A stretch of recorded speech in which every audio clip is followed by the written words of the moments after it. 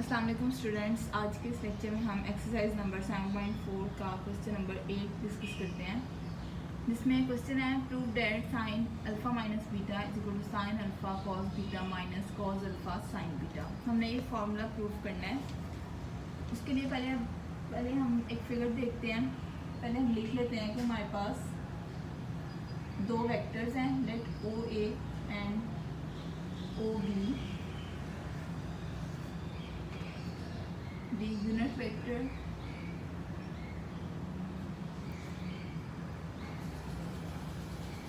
in xy plane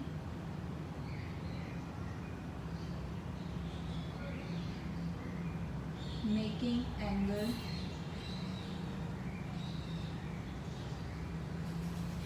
alpha and beta along positive x-axis.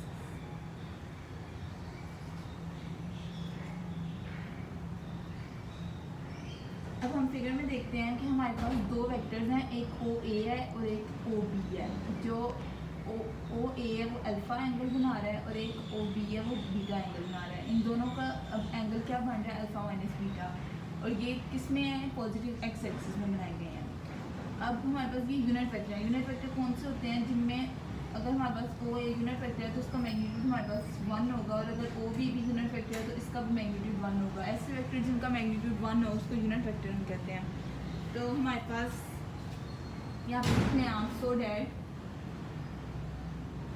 हमारे पास angle क्या बन रहा है, O A B. Angle A O B लिख लें या ओ ए बी लिख लें। O A B is equal to alpha minus beta. हमारे पास एंगल बन रहा है अल्फ़ा माइनस बीटा। जो ओ ए है हमारे पास, वो हमारे पास कॉस अल्फ़ा आई प्लस साइन अल्फ़ा जे। ओ ए हमारे पास यूनिट वेक्टर है, तो हम यूनिट वेक्टर को इस फॉर्म में लिख सकते हैं, क्योंकि जब हम इसका मैग्नीट्यूड लेंगे तो ये भी 1 ही आएगा। Cos square plus sine square 1 होता है, तो ये भी 1 ही आएगा। तो ओ बी हमारे पास वेक्टर है, वो इक्वल है cos beta I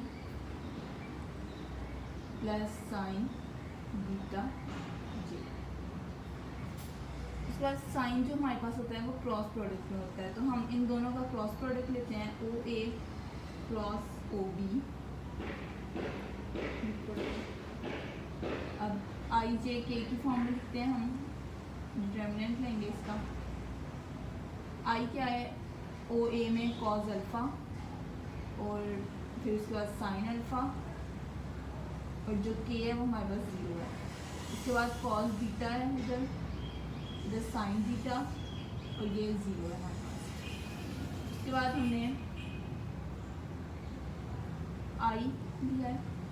first row and first columns को एक्सपेंड कर देंगे हम। First row and first column छोड़ें, ये 0 माइनस 0 ही आएगा। उसके बाद माइनस जे है, उसमें सेकेंड कॉलम छोड़ देंगे तो ये भी 0 माइनस 0 ही आएगा। प्लस के है, तो उसमें आ जाएगा कॉस अल्फ़ा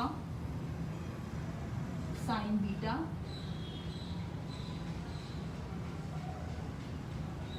माइनस, इन दोनों को करेंगे साइन अल्फ़ा कॉस बीटा। ये हमारे पास यूनिट वेक्टर है।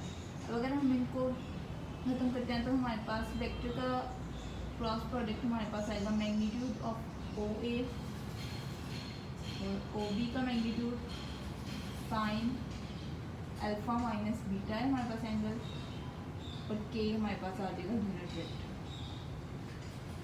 इधर भी के, इसको अरेंज कर लें।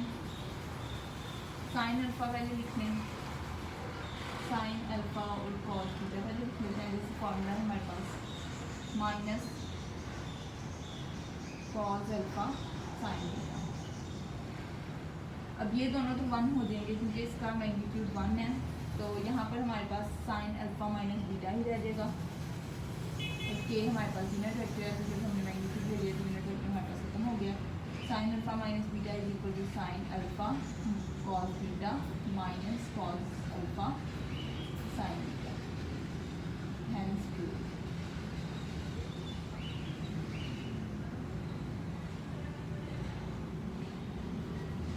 उसके बाद हम क्वेश्चन नंबर 9 देखते हैं।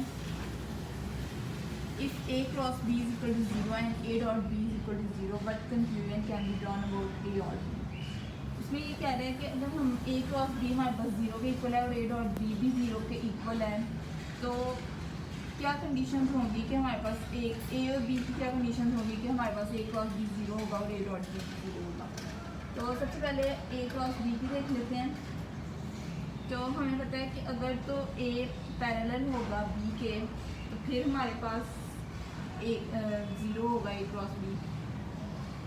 और इसके अलावा और लिख देते हैं, अगर A हमारे पास 0 है फिर भी A क्रॉस B 0 होगा, और अगर B हमारे पास 0 है फिर भी A क्रॉस B 0 होगा। ये कंडीशन है। इसके बाद A डॉट B की कंडीशन देख लेते हैं। अगर हमारे पास A is perpendicular to B, फिर हमारे पास ये 0 के इक्वल होगा। इसके अलावा इसमें भी A अगर 0 होगा फिर हमारे पास ये A डॉट B 0 हो सकता है, और अगर हमारे पास B 0 होगा तो फिर हमारे पास ये A डॉट B 0